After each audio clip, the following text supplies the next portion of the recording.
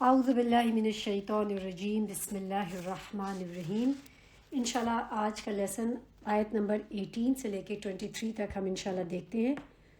چونکہ آج کے لیسن میں زیادہ تر یوم الفصل کے بارے میں بتایا گیا ہے، یعنی قیامت کے دن کے بارے میں، تو تھوڑا سا ہم قیامت کے دن کے بارے میں ایک بات کر لیتے ہیں اس سے پہلے کہ ہم ان آیات کی طرف جائیں۔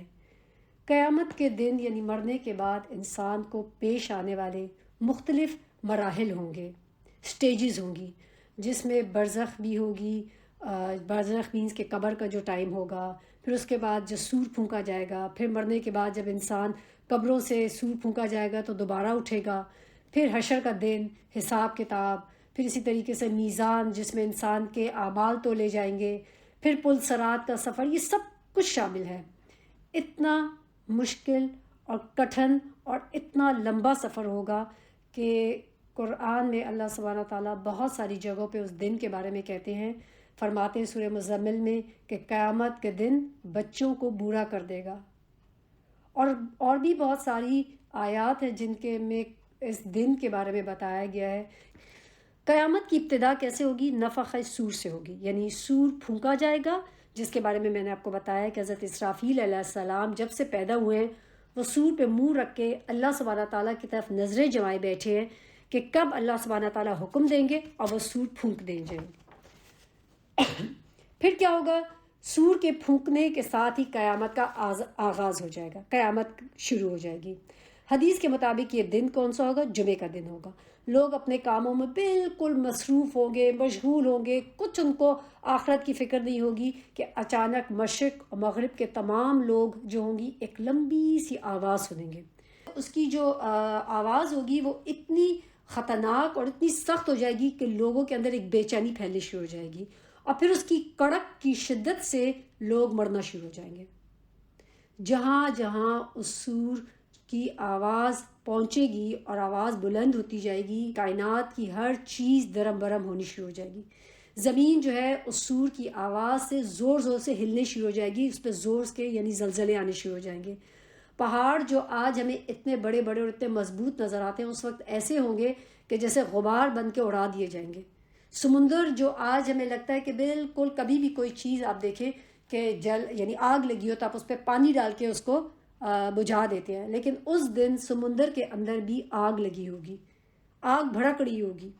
آسمان جو ہے وہ پھٹ جائے گا، اس میں سارے سوراخ ہو جائیں گے، تمام سورج ستارے سب بے نور ہو جائیں گے۔ جو آج آسمان ہمیں کور کرتا ہے اور زمین کو تمام ایسی شعاؤں سے اور ایسی چیزوں سے بچا کے رکھتے ہیں کہ جو اگر انسان کی زمین تک پہنچ جائے تو ہر ایک انسان کی موت واقع ہو جائے، اس دن آسمان کے اندر سوراخیں ہو جائیں گی۔ تمام مخلوقات، انسان، جن، فرشتے، ہر چیز ختم ہو جائے گی، یہاں تک کہ فرشتے بھی، یعنی اسرافیل علیہ السلام جو فوت ہو جائیں گے، ایون یہاں تک کہ وہ فرشتے کہ جو انسان کی روح قبض کرتے ہیں وہ بھی اپنی روح اللہ تعالیٰ کے حوالے کر دیں گے۔ یعنی ہر جاندار اور غیر جاندار، living and non living things, سب قیامت والے دن فنا ہو جائیں گی، ختم ہو جائیں گی۔ صرف اللہ سبحانہ تعالیٰ کی ذات باقی رہے گی، کوئی چیز اس دن موجود نہیں ہوگی۔ اللہ تعالیٰ اعلان فرمائیں گے کہ دنیا میں وہ جو اتنے بڑے بڑے جبار، کہاں ہیں وہ سارے دنیا کے جبار و متکبر؟ آج کے روز کس کی بادشاہی ہے؟ تو پھر اللہ کوئی بھی جواب دینے والا نہیں ہوگا، تو اللہ تعالیٰ خود فرمائیں گے للہ الواحد القہار، آج کے روز بادشاہی صرف اللہ قہار کی ہے۔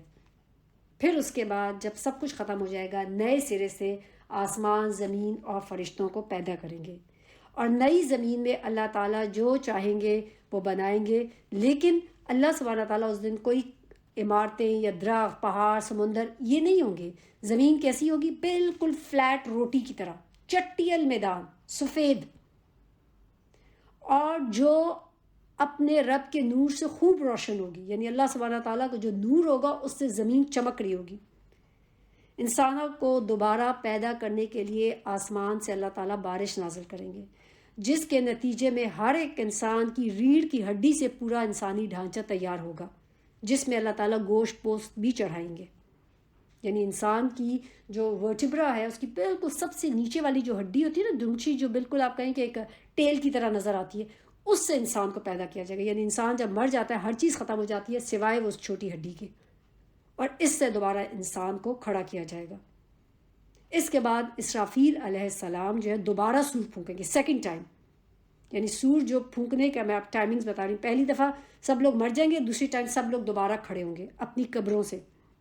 تمام انسان اس دن ننگے پاؤں, ننگے بدن اور بے ختنہ پیدا ہوں گے, جس طرح بچہ اپنی ماں کے پیٹ سے پیدا ہوتا ہے. اور سب لوگ فردن فردن اللہ تعالیٰ کے پاس حاضر ہوں گے. جیسے پہلی مرتبہ اللہ تعالیٰ نے پیدا کیا تو انسان اکیلا تھا. سب سے پہلے رسول صلی اللہ علیہ وسلم کو اپنی قبر مبارک سے اٹھایا جائے گا, پھر حضرت عیسیٰ علیہ السلام, اور اس طریقے سے باقی تمام انبیاء کو, پھر شہداء, اور پھر صالحین کو, اور پھر اہل ایمان کو, سب آہستہ آہستہ اسی طریقے سے اپنی قبروں سے اٹھیں گے. پھر اس کے بعد جو ہے تمام گنہگاروں کو, فجار کو, فاسق لوگ جو ہیں, کفار مشرکین, وہ سب جو ہیں وہ اپنی قبروں سے اٹھیں گے. ہر ایک انسان جب اپنی قبر سے اٹھے گا تو اپنے اعمال کے مطابق اٹھے. مشرک, گنہگار, وہ اپنے اعمال کے مطابق اٹھیں گے. کوئی اندھا ہوگا, کوئی بہرا ہوگا, کوئی لنگڑا ہوگا, اور کوئی جو ہے سر کے بل اٹھے گا. اور کافر جو ہے اس تمام یعنی اس وقت کی جو حالات ہوں گے ان کو دیکھ کے سخت خوف زدہ ہوگا. اہل ایمان کو اللہ سبحانہ تعالیٰ اپنے ایمان اور اعمال کے مطابق قبروں سے اٹھائیں گے. شہید اپنی شہادت کے تازہ بہتے ہوئے خون کے ساتھ اٹھے گا. حاجی حالت احرام میں جیسے وہ فوت ہوا تھا ویسے ہی وہ تلبیہ کہتا ہوا اٹھے گا. اہل ایمان چونکہ دنیا میں انہوں نے نیک کام کیے تھے تو ان کو اس دن کوئی خوف نہیں ہوگا, کیونکہ وہ تو اس دن کے بارے میں یا اس دن کے لیے ساری زندگی تیاری کرتے رہے تھے, تو ان کو تو کوئی خوف ہی نہیں ہوگا. کفار, مشرکین اور گنہگار جنہوں نے اس دن کی تیاری نہیں کی تھی, وہ دن ان کے لیے سخت ہوگا. جیسے ہی انسان اپنی قبروں سے اٹھیں گے, ہر ایک انسان پر 2 فرشتے مقرر کیے دیے جائیں گے جو اسے میدان حشر میں پہنچا دیں گے. اب وہاں سے پھر انسان کا میدان حشر میں جب سارے لوگ پہنچ جائیں گے, اس وقت پھر ان کو گروہوں میں تقسیم کر دیا جائے گا. جو سورج کی پرستش کرنے والے لوگوں تھے ان کا ایک اپنا الگ گروہ ہوگا, ستاروں کی پرستش کرنے والوں کا الگ گروہ ہوگا, آگ کی پرستش کرنے والوں کا گروہ الگ ہوگا, بتوں کی پرستش کرنے والے کا گروہ الگ ہوگا, قبروں کی پرستش کرنے والوں کا گروہ الگ ہوگا, منافقین کا الگ گروہ ہوگا. اسی طریقے سے ایمان لانے والوں کے اپنے گروہ ہوں گے, ان کے اپنے اعمال اور عقائد کے مطابق. مثال کے طور پہ ایک گروہ ہوگا علماء کا, ایک ہوگا صالحین کا, ایک ہوگا عابدین کا, ایک گروہ ہوگا متقین کا. اسی طریقے سے نمازیوں کا ایک گروہ ہوگا, ایک جو ہے روزہ رکھنے والوں کا گروہ ہوگا. اچھا, پھر اس میں وہ بھی لوگ ہوں گے جو مسلمان تو تھے لیکن نمازیں نہیں پڑھی, تو ایک بے نمازوں کا گروہ ہوگا. ایک جو ہے وہ جو مسلمان تھے لیکن روزے نہیں رکھتے تھے, ان کا الگ گروہ ہوگا. ایک وہ تھے کہ جو مسلمان تھے لیکن زکوٰۃ نہیں دیتے تھے, ان کا الگ گروہ ہوگا. پھر اسی طریقے سے والدین کے نافرمانوں کا بھی گروہ ہوگا جو اپنے والدین کی نافرمانی کرتے تھے. ایک گروہ ہوگا جو قاتلوں کا گروہ ہوگا, ڈاکوؤں کا الگ گروہ ہوگا, شرابیوں کا الگ گروہ ہوگا کہ جو شراب پیتے تھے, زانیوں کے ساتھ یعنی زانیوں کا گروہ ہوگا, سود خور جو ہوں گے ان کا گروہ الگ ہوگا, رشوت لینے والوں کا گروہ الگ ہوگا, ظالموں کا گروہ الگ ہوگا, خیانت کرنے والوں کا گروہ الگ ہوگا. اسی طریقے سے کفار سے مشابہت کرنے والوں کا بھی گروہ ہوگا کہ جو کفار جیسے بننا چاہتے ہیں. تو میدان حشر میں ان تمام گروہوں میں لوگوں کو الگ الگ الگ الگ کر دیا جائے گا. اس دن لوگ ننگے پاؤں اور ننگے بدن ہوں گے. سورج جو ہے انسان سے 1 میل کے فاصلے پر ہوگا.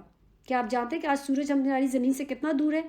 آج سورج ہماری زمین سے 9 کروڑ 30 لاکھ میل دور ہے, اور اس دن صرف 1 میل دور ہوگا. تو آج اگر آپ گرمی سوچو اور اس دن کی کیا گرمی ہوگی. لوگ جو ہیں اپنے عقائد اور اعمال کے پسینے میں شرابور ہوں گے. کسی کے پسینہ جو ہے ٹخنوں تک ہوگا, کسی کا پنڈلی تک, کسی کے گھٹنوں تک, اور کسی کی کمر تک ہوگا, اور کوئی تو ایسا ہوگا کہ جو پورا کا پورا سینہ اور گردن تک پسینوں میں ڈوبا ہوگا. کفار اور مشرکین جو ہوں گے ان کے منہ میں پسینے کی لگام آئی ہوگی, اور بعض پسینے میں ڈبکیاں کھا رہے ہوں گے. اتنی شدید بھوک اور پیاس ہوگی کہ لوگوں کا بھوک اور پیاس سے برا حال ہوگا. شدید گرمی میں اس دن لوگ 50,000 سال تک کھڑے رہیں گے. 50,000 ایئرز کا وہ ایک دن ہوگا. اور پھر لوگ تنگ آ کے اللہ تعالیٰ سے دعا کریں گے کہ یا اللہ ہمیں اس مصیبت سے نجات دے, چاہے کہ ہمیں جہنم میں ہی بھیج دے. لوگ جائیں گے اور تمام انبیاء سے سفارش کریں گے کہ آپ کسی طریقے سے ہمیں اللہ تعالیٰ سے سفارش ہماری کریں اور اس کا حساب کتاب شروع کیا جائے. لیکن تمام انبیاء جو ہیں وہ کہیں گے کہ نہیں، ہمیں اس چیز کی اجازت نہیں، یعنی ہم اس لائق نہیں ہیں. اور پھر لوگ آپ صلی اللہ علیہ وسلم کے پاس جائیں گے اور پھر وہ اللہ سبحانہ تعالیٰ سے سفارش کریں گے. مزید اس دن کے بارے میں بہت کچھ ہے، لیکن ابھی تک اتنا ہی. اصل چیز کیا ہے کہ ہمیں اس دن کی تیاری کرنی ہے. اللہ سبحانہ تعالیٰ نے اس کتاب کو حق کے ساتھ نازل کر دیا ہے. اس کتاب میں اللہ سبحانہ تعالیٰ نے ہر اس دن کے بارے میں پریپریشن کے لیے آج ہمیں بتا دیا ہے کہ کل کو کوئی یہ نہ کہہ سکے کہ آئی ڈڈ ناٹ نو اٹ، مجھے پتہ ہی نہیں تھا، مجھے پتہ ہی نہیں تھا کہ نیکی کرنی ہے، مجھے پتہ ہی نہیں تھا کہ اللہ تعالیٰ کا حکم ماننا ہے. کوئی انکار نہیں کر سکے گا. اللہ سبحانہ تعالیٰ فرماتے ہیں سورہ نبا آیت نمبر 18 میں، یوم ینفخ فی الصور فتأتون افواجا. جو پچھلی ہم نے سورت کے اندر یوم الفصل کے بارے میں پڑھا تھا کہ وہ فیصلے کا دن ہوگا، قیامت کا دن ہوگا، جس کا وقت جو ہے مقرر ہے اور اس کا وقت سوائے اللہ سبحانہ تعالیٰ کے اور کوئی بھی نہیں جانتا. اس دن کے بارے میں اللہ سبحانہ تعالیٰ فرماتے ہیں کہ وہ دن ہوگا کہ جس میں کیا ہوگا، یوم ینفخ فی الصور فتأتون افواجا. سور پھونکا جائے گا تو تمام لوگ گروہ در گروہ چلے آؤ گے. کس میں؟ گروہ در گروہ، افواجن یعنی گروپس کی فارم میں. ہر امت اپنے اپنے رسول کے ساتھ آئے گی. یعنی رسول صلی اللہ علیہ وسلم کے پیچھے ان کی امت ہوگی، ابراہیم علیہ السلام کے پیچھے ان کی امت ہوگی، اسی طریقے سے آدم علیہ السلام کے پاس ان کی امت ہوگی. اور کچھ تو ایسے بھی انبیاء ہوں گے کہ جن کو کسی نے نہیں مانا تھا تو ان کے پیچھے ایک انسان ہوگا یا کسی کے پاس کوئی بھی نہیں ہوگا. لیکن جس دن ہم سب لوگوں کو اللہ تعالیٰ فرماتے ہیں اپنے پیشواؤں کے ساتھ بلائیں گے، جن جن کو وہ فالو کرتے تھے. ابو ہریرہ سے مروی ہے کہ حدیث کے کہ رسول صلی اللہ علیہ وسلم نے فرمایا کہ دونوں نفوں کا درمیانی فاصلہ 40 کا ہوگا. یعنی اب یہاں پہ جو اس آیت میں یہ جو جس نفخہ سور کی بات ہو رہی ہے، یہ سیکنڈ والا ہے. آپ کو یاد ہوگا ہم نے بات کی تھی کہ پہلے والے میں سب لوگ مر جائیں گے، سیکنڈ والے میں لوگ اپنی قبروں سے اٹھیں گے اور گروہ میں تقسیم کر دیے جائیں گے. ان کے اعمال کے گروہ ہوں گے، انبیاء کے گروہ ہوں گے، اسی طریقے سے لوگ جن جن کی عبادت کرتے تھے ان کے پیچھے ہوں گے، ان کی گروہ ہوں گے. اچھا، اسی طریقے سے احادیث میں سے کہ قیامت والے دن ہر ایک نبی کا اپنا ایک نور کا ممبر ہوگا. ممبر کیا ہوتا ہے کہ ایک پوسٹ ہوتی ہے، ہائی پوسٹ. جیسے آپ مسجد میں گئے جہاں پہ امام کھڑے ہو کے خطبہ دیتا ہے، تو ہر ایک اپنے نور کا ممبر ہوگا. اور سب سے زیادہ نورانی ممبر کس کا ہوگا؟ رسول صلی اللہ علیہ وسلم کا. ٹھیک ہے کہ آپ صلی اللہ علیہ وسلم نے فرمایا تھا کہ سب سے زیادہ نورانی ممبر پہ میں بیٹھوں گا. پھر اللہ سبحانہ تعالیٰ فرماتے ہیں وَفُتِحَتِ السَّمَاءُ فَكَانَتْ أَبْوَابًا، اور آسمان کھولا جائے گا اور اس میں دروازے دروازے ہو جائیں گے. یعنی فرشتے کے نازل ہونے کے لیے اللہ سبحانہ تعالیٰ کیا کریں گے؟ راستہ بنا دیں گے. اور اس سے یہ بھی ہے کہ آسمان کو کھول دیا جائے گا، اس میں دروازے ہوں گے. اور اللہ سبحانہ تعالیٰ جانتا ہے کہ اب کھولنے کے بعد اب کیا ہوگا، اس میں سے کون آئے گا، کیا نظر آئے گا، کیسے دروازے بنیں گے، واللہ علم. یہ اللہ تعالیٰ بہتر جانتا ہے.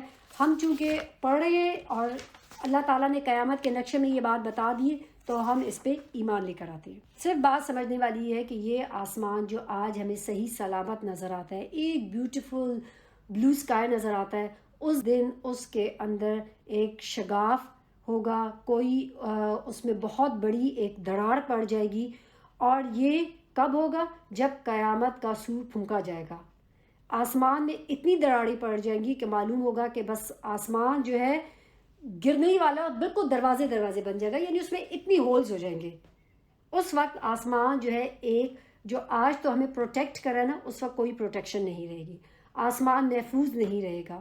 ستارے آپس میں ٹکرا کر زمین پہ گر جائیں گے اور کوئی ٹوٹنے والا ستارہ اور دوسری بلائیں بھی جو ہوں گی وہ سب زمین کا رخ کریں گی. آج تو اللہ سبحانہ تعالیٰ نے زمین کو بچایا ہوا ہے اس آسمان کی وجہ سے، لیکن اس دن کوئی بھی نہیں ہوگا کہ جو انسان کو بچا سکے. وَسُيِّرَتِ الْجِبَالُ فَكَانَتْ سَرَابًا، اور پہاڑ چلائے جائیں گے تو وہ سراب ریت بن جائیں گے. یہ تمام جو آسمان جو ہے دروازے دروازے ہو جائے گا اور پہاڑ جو ہے یہ چلائے جائیں گے. یہ سب کب ہوگا؟ نفخہ صور پہلا جو پھونکا جائے گا، جس میں زمین تباہ ہو جائے گی اور انسان سب مر جائیں گے. یہ سب اس وقت کی بات ہو رہی ہے کہ پہاڑ جو ہوں گے آج تو زمین کو کنٹرول کیے ہوئے ہیں. ہم نے پہلے پڑھا تھا کہ زمین کو اللہ تعالیٰ نے کنٹرول کرنے کے لیے کہ وہ ڈھلک نہ جائے میخوں کی طرح اللہ تعالیٰ نے پہاڑ گاڑ دیے ہیں. لیکن اس دن پہاڑوں کی زمین پہ کوئی کنٹرول نہیں رہے گا. وہ جو جیسے ہوتا ہے نا کوئی آپ پیچ دے کے لوز ہو جائے تو وہ چیز ہلنے شروع ہو جاتی ہے نا, اس طریقے سے ان کی گرفت اس دن ڈھیلی پڑ جائے گی. اور پھر کیا ہوگا کہ ہر ڈفرینٹ مقامات پہ ڈفرینٹ چینجز نظر آئیں گی. ہر چیز ایک دوسرے سے ٹکرا رہی ہوگی, کیونکہ آج تو ہر چیز اپنی جگہ پہ قائم ہے نا. اس دن سب اپنی جگہ جب چھوڑ دیں گے تو ایک دوسرے سے ٹکرا جائیں گے. اور جو یہ پہاڑ ہیں جو آج ہمیں اتنے مضبوط نظر آتے ہیں, اس دن دھنکی ہوئی اون کی طرح یہ بالکل جب ٹوٹ جائیں گے تو وہ بالکل ریت کی طرح ہو جائیں گے. کبھی آپ نے دیکھا کہ پتھروں کو جب توڑا جائے تو وہ بالکل ریت بن جاتا ہے نا, تو اسی طریقے سے توڑ کے ان کو بالکل ریت کی طرح وہ بن جائیں گے. اور دور سے انسان کیا سوچے گا, کیونکہ اس دن پیاس کا وہ دن ہوگا, تو اس دن دور سے انسان کیا سوچے گا کہ جیسے یہ سراب پانی کی جگہ ہے, لیکن جب قریب جائے گا تو وہ اس کا خیال تھا. پھر اللہ سبحانہ تعالیٰ اگلی آیت میں فرماتے ان جہنم کانت مرصادا, بے شک دوزخ گھات میں ہے, یعنی گھات لگائے ہوئے ہے. کس کے لیے؟ للطاغین, سرکشوں, نافرمانوں اور رسولوں کی مخالفت کرنے کے لیے جہنم جو ہے وہ گھات لگائے بیٹھی ہے, اپنے نشانے کو فوکس کر کے بیٹھی ہے کہ جیسے ہی وہ سامنے آئے گا اور بے خیالی میں اس کو پتہ ہی نہیں ہوگا اور جہنم جو ہے وہ اس کو آ پہنچے گی. پل صراط کہاں پر ہے؟ جہنم کے اوپر ہے. اس پل صراط کے اوپر سے ہر مومن منافق گزرے گا. اس پل صراط کے نیچے کیا ہے؟ جہنم, اور اس کے اوپر کیا ہے؟ پل صراط. پل صراط ایسی ایک پل ہے کہ جو بال سے زیادہ باریک ہے اور سخت جو ہے وہ کیا ہے؟ سلپری ہے. ہر ایک شخص کو اس کے اعمال کی روشنی اور نور دیا جائے گا. تو مومن جو ہوگا اس کا نور تو چونکہ وہ دنیا میں عمل کرتا تھا, اس کو دنیا میں بھی اس نے نور, اسی نور یعنی ہدایت کے نور کے ساتھ زندگی گزاری تھی. وہی جیسے نماز روزہ کرتے تھے اور اللہ تعالیٰ کے احکامات کے مطابق زندگی گزارتے تھے, تو ان کے لیے تو آسانی ہوگی. لیکن جو منافق ہوگا, ہپوکریٹ تھا, جو بظاہراً تو مسلمان تھا لیکن اس کے اعمال مسلمانوں والے نہیں تھے, ان کا جو نور ہوگا جیسے ہی وہ کبھی بجھے گا اور کبھی جلے گا. کیوں؟ کیونکہ دنیا میں ان کے اعمال بھی ایسے تھے, کسی چیز پہ عمل کرتے تھے, کسی چیز پہ عمل نہیں کرتے تھے, کبھی کرتے تھے کبھی نہیں کرتے تھے. تو اس دن ان کو بھی نور جو ہے اسی طرح جلے گا, بجھے گا. تو وہ کیا کریں گے کہ مومن کو کہیں گے کہ ذرا تم اپنے نور میں سے نور دے دو. تو وہ کیا کہیں گے کہ آج تمہارے لیے کوئی نور نہیں ہے, آج میرے اور تمہارے درمیان کوئی محبت, کوئی دوستی نہیں ہے. آج جاؤ, تمہارے اپنا اپنا نور خود لے کر آئے گا. اور یہ پل صراط ایسی ہے کہ اس کے اوپر سے گزرنا کتنا مشکل ہوگا. اور اس کے دونوں طرف کیا ہوں گے؟ آنکڑے. آنکڑے کیا ہوتے ہیں کہ جیسے کانٹے ہوں گے. کچھ لوگ اس میں گرتے پڑتے پکڑ رہے ہوں گے کہ کہیں وہ نیچے جہنم میں نہ گر جائے, پوری جسم ان کا لہو لہان ہو جائے گا. اور یہ پل ایسی ہے کہ تلوار سے زیادہ تیز ہوگی. منافقین اسی جہنم کے اندر گر جائیں گے. اس جہنم کے دروازے پر عذاب دینے والے 4 لاکھ فرشتے موجود ہوں گے, جن کے چہرے بہت ہی ہیبت ناک اور سیاہ ہوں گے.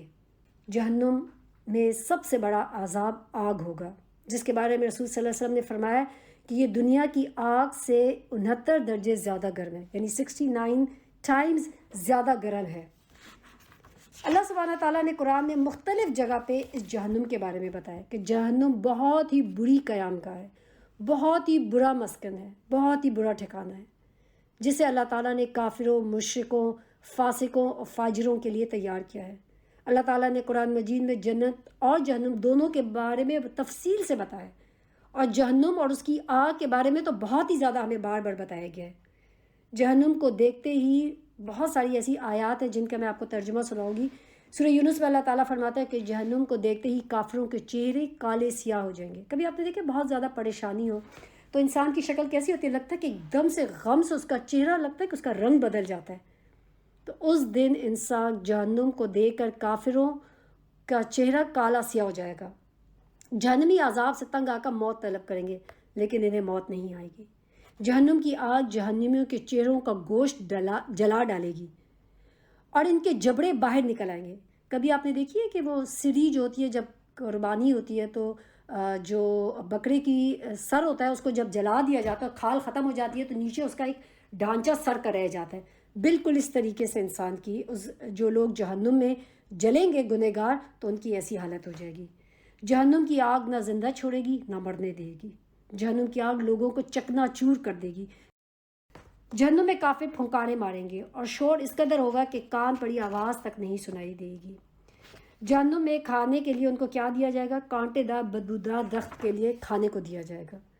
جہنمیوں کے زخموں سے بہنے والا خون اور پیپ نیز کھولتا ہوا پانی جہنمیوں کو پینے کے لیے دیا جائے گا، یعنی جب وہ جہنم میں ہوں گے تو ان کو جب سخت پیاس لگے گی تو ان کو کیا دیا جائے گا؟ جہنمیوں کا جو خون ہوگا، جو پیپ ہوگا، وہ ان کے لیے پانی دیا جائے گا ان کو ایسا۔ جہنمیوں کو آگ کا لباس پہنایا جائے گا۔ جہنمیوں کے ہاتھ اور پاؤں کی زنجیروں سے باندھ دیے جائیں گے اور آگ کے شعلے ان کے چہروں پر برسائے جائیں گے۔ آپ دیکھیں کہ دنیا میں تو ہمیں اللہ تعالیٰ کی مرضی کے مطابق لباس پہنتے ہوئے بہت تکلیف ہوتی ہے نا، ہم اس کے لیے جسٹیفیکیشنز اور ایکسکیوزز پیش کرتے ہیں۔ تو وہ دن کیا ہوگا کہ جب گنہگاروں کو آگ کا لباس پہنایا جائے گا۔ جہنمیوں کے لیے آگ کی کناتیں ہوں گی، آگ کی چھتریاں ہوں گی، آگ کے فرش ہوں گے، آگ کا اوڑھنا ہوگا، آگ کا بچھونا ہوگا، یعنی ان کی اوپر جب انسان رضائی اوڑھتا ہے تو وہ بھی آگ ہوگی اور نیچے جو بستر ہوں گے وہ بھی آگ کے ہوں گے۔ ان کو بہت ہی بھاری بیڑیاں پہنائی جائیں گی، سخت زہریلی گرم ہوا اور سخت زہریلے گرم دھوئیں کا عذاب ان کو دیا جائے گا۔ جہنم میں جہنمی کو منہ کے بل گھسیٹتے ہوئے لے جایا جائے گا۔ کیوں؟ کیونکہ وہ دنیا میں بڑے تکبر کرتے تھے، بڑے اپنے آپ کو بڑی چیز سمجھتے تھے، تو اسی طرح ان کو ذلیل کیا جائے گا، چہرے کے بل گھسیٹا جائے گا ان کو۔ اور پھر اس کے بعد یہ ہے کہ جہنم کی آگ شدید سیاہ رنگ کی ہے۔ جہنمی کو آگ کے پہاڑ پر چڑھنے میں 70 سال لگیں گے، اتریں گے تو پھر ان کو چڑھنے کا حکم دیا جائے گا۔ جہنمیوں کو مارنے کے لیے لوہے کے گرز اتنے وزنی ہوں گے کہ انسان اور جن مل کر بھی اسے اٹھانا چاہیں تو نہیں اٹھا سکیں گے۔ دنیا میں تکبر کرنے والوں کو چونٹیوں کے برابر جسم دیا جائے گا جہنم کے اندر۔ جہنم میں لوگ اس قدر اپنی بدنصیبی پہ آنسو بہائیں گے کہ ان میں کشتیاں بھی چلائی جا سکتی ہوں گی۔ جب اللہ سبحانہ تعالیٰ جہنمیوں کو جہنم میں ڈال دیں گے تو اسے پوچھیں گے کہ کیا کوئی اور کچھ اور تمہارے میں جگہ ہے؟ تو وہ مانگے گی اور تو اللہ تعالیٰ اپنا پاؤں رکھ دیں گے اور اس کو بند کر دے گا، تو وہ کہے گی کہ ہاں بس بس بس۔ جہنم کی آگ کو دیکھ کر قیامت کے روز انبیاء کرام اس قدر خوفزدہ ہوں گے کہ اللہ تعالیٰ سے دعا کریں گے، ربی سلم ربی سلم ربی سلم، اے میرے رب مجھے بچا لے، اے میرے رب مجھے بچا لے، کہہ کر اللہ تعالیٰ کی طرف اپنی جان کی اماد طلب کریں گے۔ اب یہ جہنم کے بارے میں آپ سوچیں، حضرت عائشہ رضی اللہ عنہ اس آگ کو یاد کر کے دنیا میں اتنا روتی تھی، جنت کی خوشخبری دی گئی تھی دنیا میں، اس کے باوجود وہ جہنم کا ڈرتی تھی کہ کہیں ایسا نہ ہو کہ کسی وجہ سے اللہ سبحانہ تعالیٰ انسان کی پکڑ کر لے۔ حضرت عمر رضی اللہ عنہ کے بارے میں کہا جاتا ہے کہ قرآن مجید کی تلاوت کے دوران آگ کے عذاب کی آیت پر پہنچتے تو بے ہوش ہو جاتے تھے۔ حضرت معاذ بن جبل، حضرت عبداللہ بن رواحہ، حضرت عبادہ بن صامت رضی اللہ عنہ جو صحابہ تھے جلیل القدر، بہت بڑے بڑے صحابہ تھے، جہنم کی آگ کو یاد کر کے اس قدر ہوتے تھے کہ ان کی ہچکی بن جاتی تھی۔ حضرت عبداللہ بن مسعود کے بارے میں کہا جاتا ہے کہ ایک لوہار کی دکان سے ان کا گزر ہوا تو اس کی جو کبھی لوہا آپ نے دیکھا ہو جہاں بھٹی میں پگھلایا جاتا ہے تو اس کو دیکھ کے رونے شروع ہو گئے کہ جہنم کی آگ ان کو یاد آ گئی۔ اور میں تو یہ سوچ رہی تھی جب میں یہ سبق پریپیئر کر رہی تھی، اور میں سوچ رہی تھی کہ یا اللہ ہم کتنے سیٹسفائیڈ ہیں وہ صحابہ جو عشرہ مبشرہ میں سے تھے۔ عشرہ مبشرہ کیا ہوتا ہے کہ یعنی وہ 10 صحابہ جن کو اللہ سبحانہ تعالیٰ نے دنیا میں جنت کی خوشخبری دے دی تھی، ان کا یہ حال ہے کہ وہ جہنم سے اتنا ڈرتے ہیں، اور ہم لوگ کتنے سیٹسفائیڈ ہیں اور ہم بالکل اس دن کو بھولے ہوئے ہیں، اپنی آخرت بھولے ہوئے ہیں، ہم اپنی موت کو بھولے ہوئے ہیں۔ اور اللہ تعالیٰ بار بار فرماتے ہیں ان جہنم کانت مرصادا، دوزخ گھات لگائی ہے۔ یہ جو سب لوگ ہیں جن کے کام جو ہے گنہگاروں والے ہیں، مشرکین ہیں اور کافرین ہیں، اور جو سب لوگ ہیں ان کو ایسے دبوچ لے گی جیسے ایک جو شکاری جانور کو اپنے پکڑ لیتا ہے۔ لیکن یہ کس کے لیے؟ للطاغین مآبا، سرکشوں کے لیے، نافرمانوں کے لیے، رسولوں کی مخالفت کرنے والوں کے لیے، اور یہ ان کی جگہ ہے۔ This is a place for them to live, یہ ان کے لیے ٹھکانہ ہے۔ جہنم کس کے لیے؟ حد سے بڑے ہوئے لوگوں کے لیے۔ جو آج جو ہے اس دن کو بھولے ہوئے ہیں، اس جگہ کو بھولے ہوئے ہیں۔ دنیا میں تو بہت سارے لوگ گناہ کرتے ہیں، قتل کرتے ہیں، لوگوں کو نقصان دیتے ہیں، پھر بھی بچ جاتے ہیں۔ اس دن کوئی نہیں اس دن بچ سکے گا۔ اللہ تعالیٰ فرماتے ہیں لابثین فیہا احقابا، وہ اس میں مدتوں پڑے رہیں گے۔ احقاب حقب کی جمع ہے، ایک طویل مدت کو کہتے ہیں۔ وہ مدت کتنی ہے اللہ جانتا ہے۔ جب تک اللہ تعالیٰ چاہے گا وہ جہنم میں جہنمی پڑے رہیں گے۔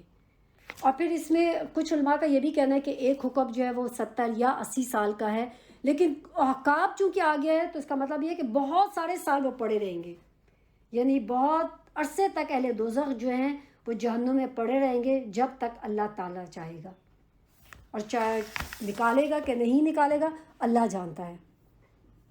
یہ اللہ سبحانہ تعالیٰ، چونکہ اللہ سبحانہ تعالیٰ بادشاہ ہے، حاکم ہے، مالکی یوم الدین ہے، تو اس کی مرضی ہے کہ وہ لوگوں کو اس جہنم سے نکالے کہ نہ نکالے۔